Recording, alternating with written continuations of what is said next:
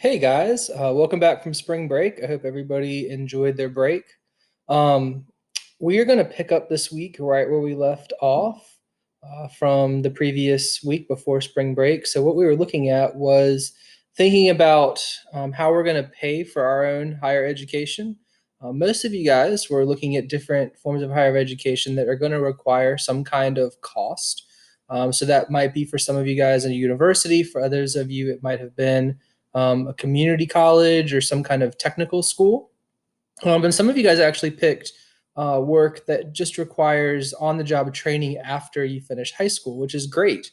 So we have a large diversity of different ways that people are going to need to pay for their school and different amounts that they're going to have to pay for their school. Some of you guys were looking at private universities that cost the neighborhood of like $70,000 a year. So over 4 years, that's well over $250,000 that you're spending on your higher education. And all that's fine. Like there's no wrong or right answers here. Everybody's got to kind of pick a way that they want to go.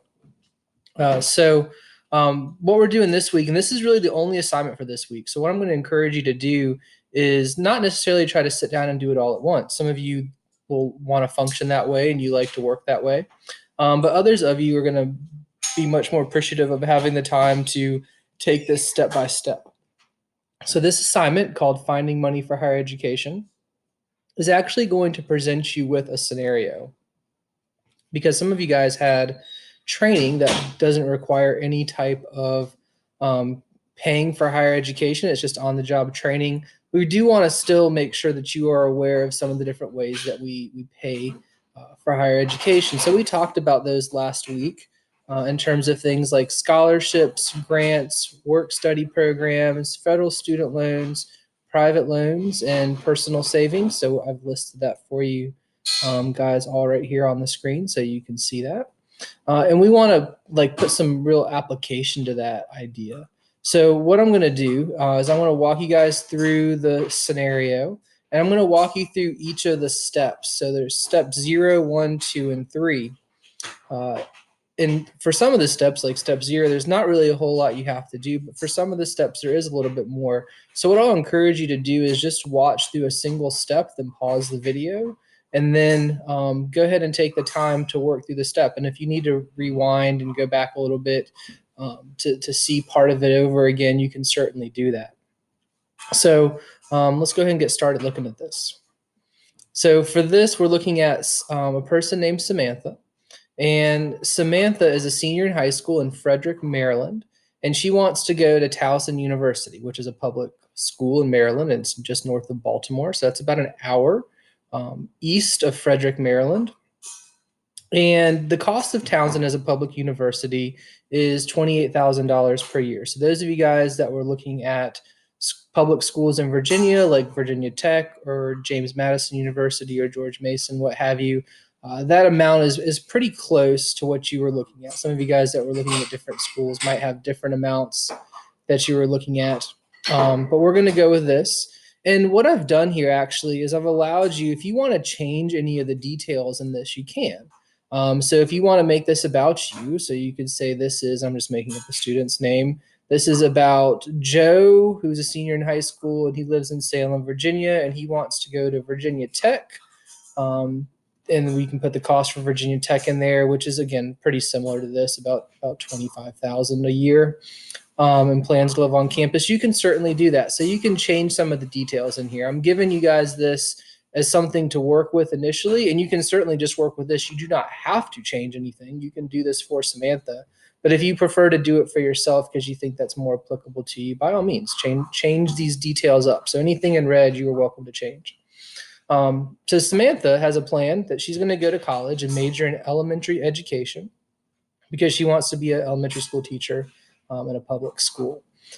So again, you're welcome to change those details about Samantha. And with step 0, there's nothing you really need to do. If you want to just stick with Samantha and her scenario, you can do that. If you want to change it up and do something a little different, and you can change one detail or many of the details, that's all fine. But we do want to have somebody going to college and going to have to pay to do that. All right, so we come down to the next page. And the first thing we want to do is find scholarships. So some scholarships are generic where everybody can apply for them, and some scholarships have some specific requirements. And that could be what your major is in college, or that could be something about your demographics as an individual. Some scholarships are only for females. Some scholarships are only for people of a certain ethnicity. So all of those things come into play. So I've given you guys some information about Samantha. She is Hispanic and a first generation college student. So her family has not been a family that's attended college. She wants to go be a public school teacher. So each of those things are specific details about her where there are specific scholarships available for people that fit those categories. Her mother was a teenager when she was born. Her mom is currently divorced. She has a younger brother and sibling, so there's four of them in the household.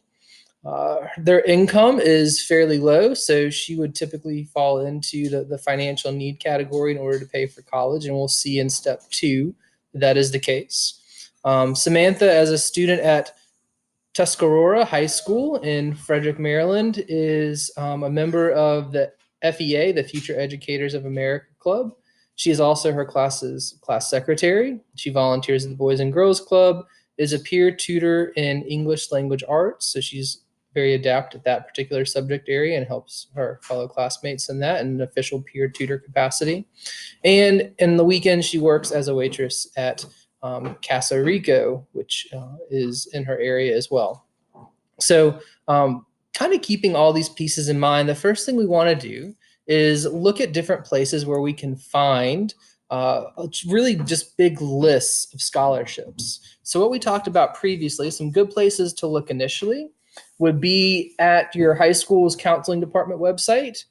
We can also look at scholarships available at your future university, and then clubs and organizations you're part of, as well as internet searches.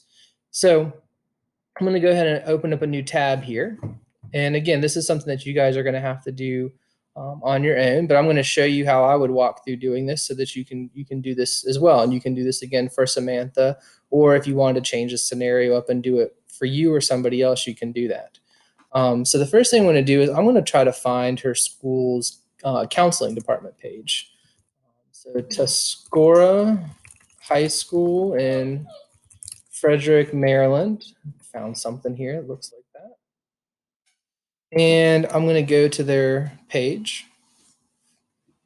And on this page, I want to find information about the guidance department or the counseling department. And I don't see it over here in the quick links. So maybe I'm going to look at my staff directory here and go to school counseling and college and career prep, or careers and college prep, I should say. And then we have colleges and scholarships over here. We have something about colleges and financial aid and FAFSA, scholarships through government student aid, and FCC Frederick single scholarship. So we have a variety of different scholarships we can look at here. And I'm just going to take one of them from this page. So for this one, it looks like we have to log into their Navigance page, which we cannot do, but you could do that for Salem to see if there's any scholarships on Salem's site. Let's go down here to the second one, the federal student aid.gov. And this one's really going to be more the result of an internet search. And these aren't really scholarships. I'm kind of fascinated by the fact their high school put these things as scholarships because they are really don't fall into that category. So I'm going to go to the last one here. And this one is the Frederick Community College Foundation. So must be a graduating Frederick County Public High School senior, check. Must live in a single parent household, check. Must have administrative financial aid and fill out the FAFSA. She's going to have to do that. Good academic standing, yes. Yes, must enroll in at FCC. So this is really just for a community college student, but maybe by the time we're done with this, this is something that she might want to do. So what I'm going to do, just for the sake of this, is I'm going to include this link as a source of scholarships that Samantha can look at is one of them. So another place that we can often look is at your university. So she wants to go to Towson University and see what scholarships are there. So we're going to go to Townsend University and go check out the scholarships there. And we have new undergraduates, general undergraduates, private donor scholarships. So there's a list of all kinds of different scholarships here. So I'm going to include that one on my list as well. And then lastly, I'm just going to do a basic Google search, um, college scholarship. Let's call it a clearinghouse. That's just a big word that means scholarships that are available. So this is scholarships.com. That sounds like a pretty good opportunity there, although there were a bunch of other scholarships underneath that as well. So if we look down here, we can search for scholarships, scholarship information, college, find scholarships. Okay, let's try to find something here. So we can search if we want to. So let's go to that. Search for scholarships button. This guy. And it'll make us create an account. And I would encourage you guys to actually take a minute and go ahead and do this, just to have access to this, because at some point you'll actually want to be able to find scholarships this way. So there's lots of different approaches that we can go to do this. Again, it's going to make us create an account. There's probably a little back door here. I'm going to see if I can find that real quick to get to the list of different scholarships that exist without having to create an account.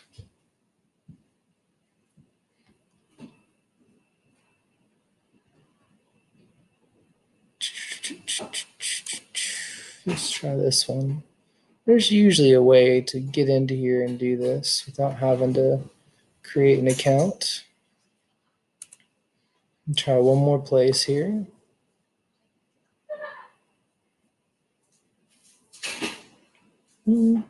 Featured scholarships, that might be more what I'm looking for.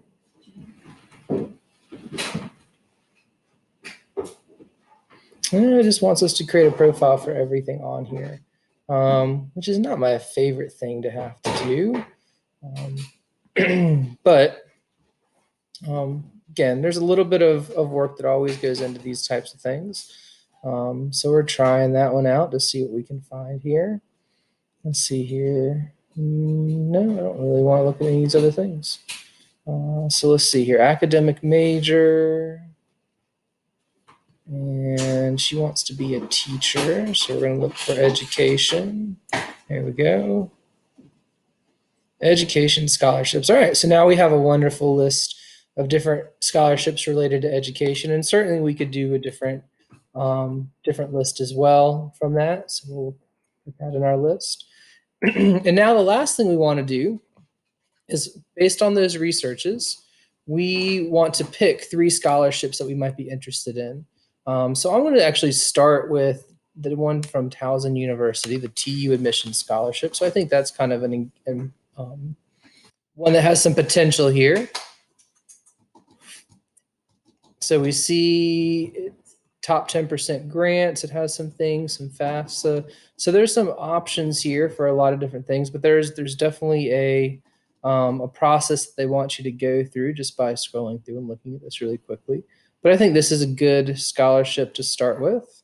So this comes with getting admitted to Towson University. So I'm going to choose that as my first scholarship that we're going to look at. My second scholarship, I'm going to look through this list over here to try to find something kind of interesting related to becoming a teacher. And we have to be careful about which one of these we choose because some of them won't necessarily count. So I can't do like Augusta College, for example. Probably not STEM because she's not a STEM major. So we're going to look through here and again, just try to maybe find something that looks interesting to what she is. Future female leaders, that could be an interesting scholarship for her since she is a female. So I like that one. So just kind of reading the details of that. I'm going to put that in here. And then lastly, we'll go look at another one. on our site. The Gates Millennium Scholars Program. Gates is always a good one. It's pretty generic that a lot of people can get. And this is for underrepresented groups. So she's Hispanic, so she would qualify for this. Take that and add that in here. And so again, we're just kind of finding some basic information of ones that she could apply for. And there's any huge number of different scholarships she can find for this.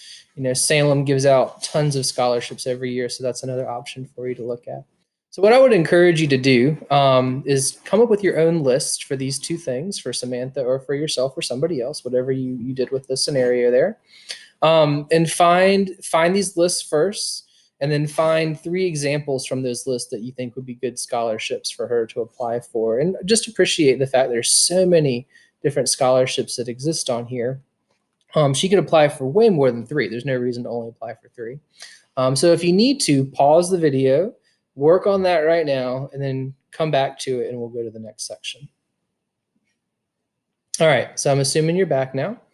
And we're going to look at step number 2, which is about grants, work study, and student loans. And this is about filling out the FAFSA. So we're not going to fill out the FAFSA together on this. That's something you really need to do with your parents for the first time because there's so much tax information on it. But what we are going to do is look at this thing called the FAFSA Forecaster. So in the FAFSA Forecaster, it's going to help give us an idea. It's not totally accurate, but it gives us an idea of how much money we can get from the FAFSA. So I'm going to open this link. And while that's opening, I'm going to take you back here. And here's more information about Samantha. And you'll see why we need this to fill out this part of the document. So to go to the FAFSA Forecaster, it's FAFSA Forecaster, and it's going to open in a new tab.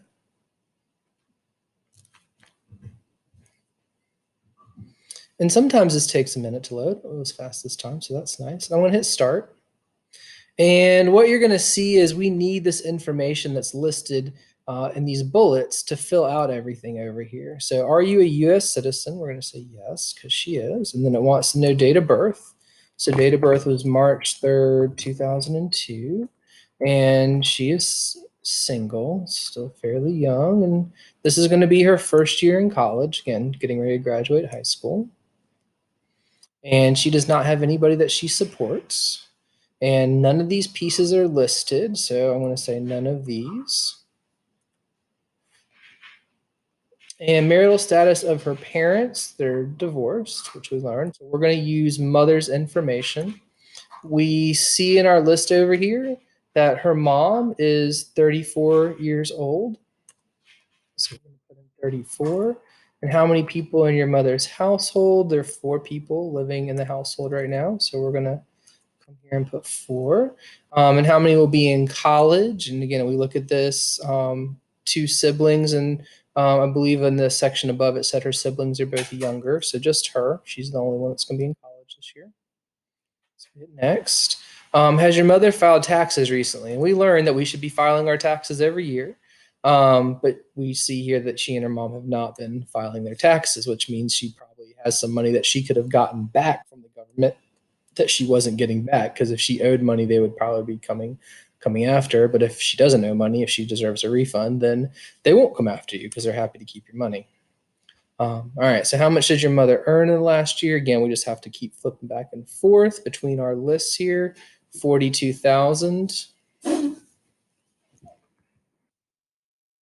That in. And mom, I'm going to go ahead and put in mom is in Maryland. I'm going to cycle back up here to this question. So this is actually this form is estimating your total assets.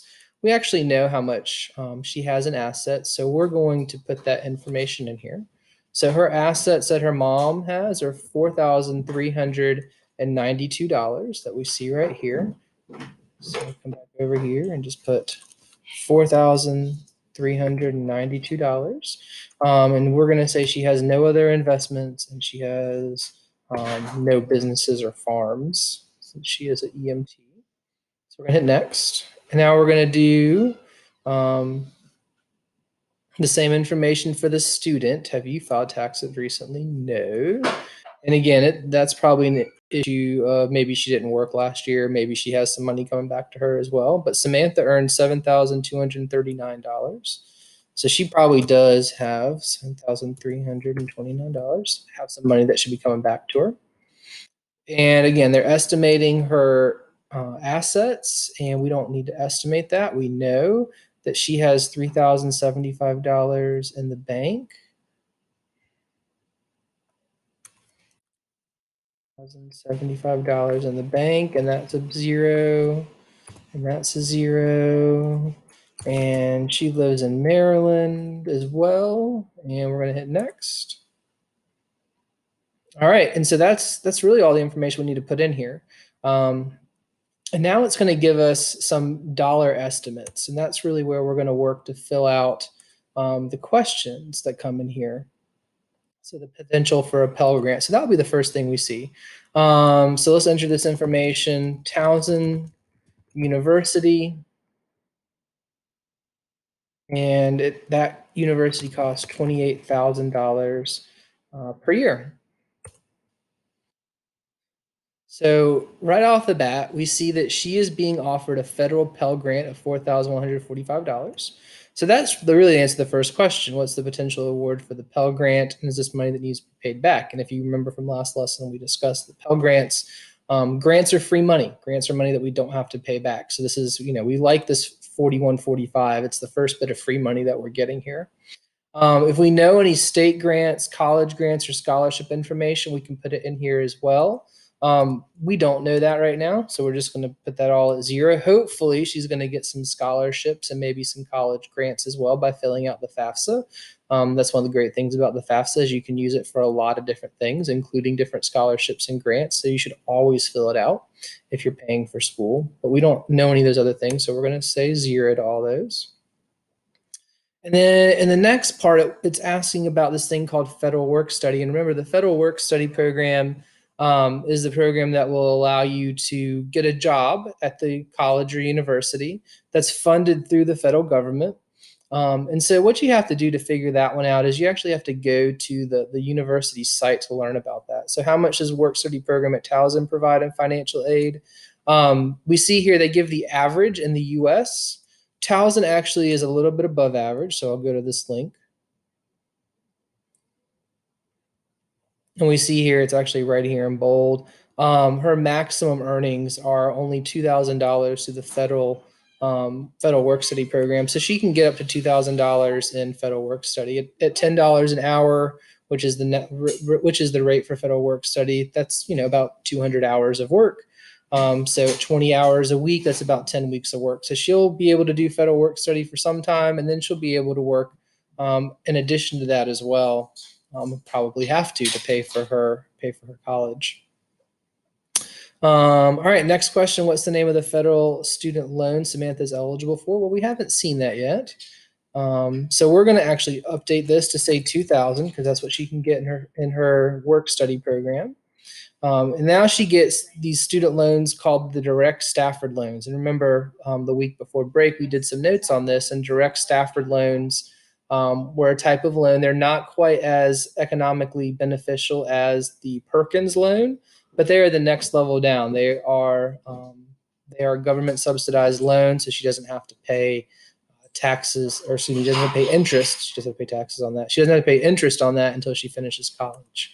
So we would say here that she is getting the federal loan, the Stafford direct loan, or excuse me, direct Stafford loan for $5,500. Be this piece again, the Stafford direct loan for $5,500. And the total amount of estimated financial aid. So we're going to calculate here to figure out where she's at. So her total aid available ends up only being $11,645. So we would put that amount in this piece. And then Samantha still has to come up with another $16,000 every year for her college. So she has a lot of money that she still has to come up with. And that, again, is going to have to come from things like scholarships, and that's going to have to come from things like Samantha working and paying for that, and any other kind of source of income that she might get. And then if she doesn't have enough money after that, she's going to have to get private loans. So the private loans are not as good as the federal student loans. but that might be where she has to go to get the rest of this money. So the last piece, we're going to assume that she can contribute 2,000 from mom, and Samantha can earn another 6,000 from working. She can probably earn a little more than that, but let's say that they can contribute an extra $8,000. What we see happen to our calculation is that it goes down, right? So once we contribute an extra 8,000 from working and saving, now all of a sudden the amount of financial aid we need is greatly reduced. Or I should say, not the amount of financial aid. The financial aid that we need is not really that much different.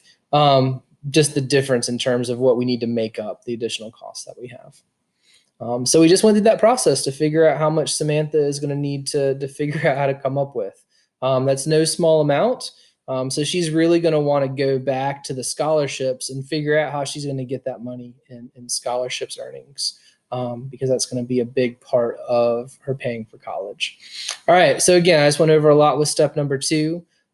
Pause this, go back over step number 2, skip back to any parts that you need and work on step number 2 for your scenario. You might have done the same thing that Samantha did here, or you might have changed some details in red. You're welcome to do that, but take a few minutes right now to work on that. And then when you come back, we will look at step number 3. All right, so I'm assuming you're back for step number 3.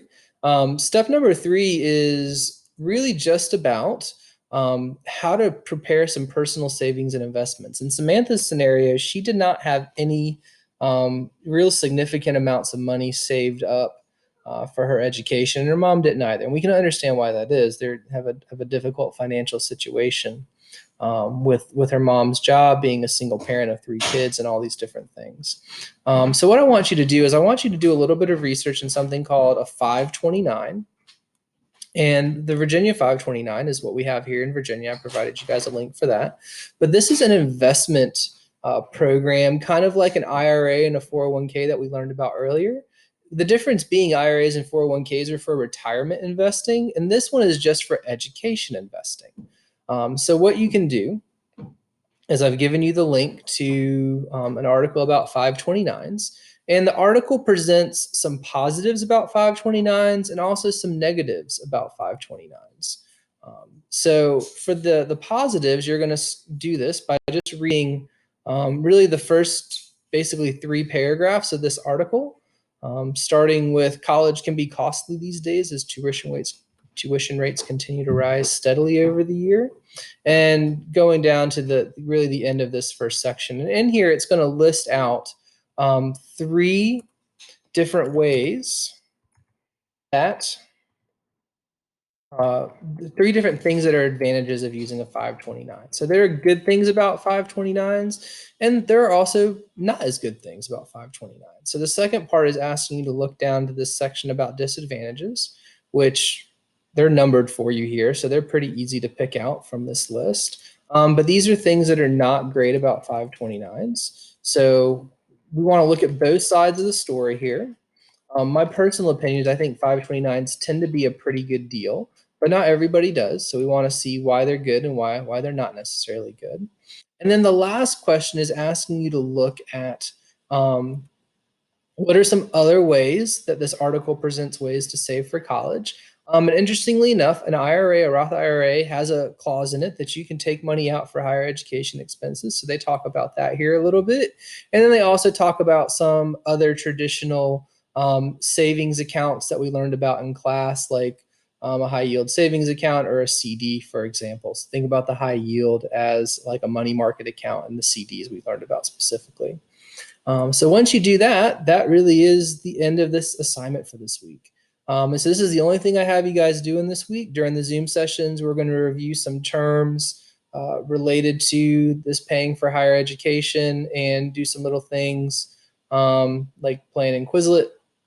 So hopefully you guys will be able to join for that. But if you can't, it's okay. I'm not requiring that you join for those things. I'm giving that as an option for you guys to come in, talk about the assignments, work through them together, and hopefully learn about paying for higher education, because this is a significant expense for many students that sometimes puts people in a real pinch are a real bind in the future, because they have to figure out how to pay for all this really expensive stuff and they don't really know, don't know how to do it.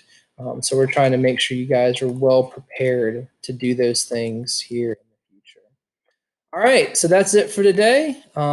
Again, don't try to do this all at once. I shouldn't be saying this at the end. I should probably be saying it at the beginning, but don't try to do this all at once. Break it up into bite-sized pieces and do it a bit at a time.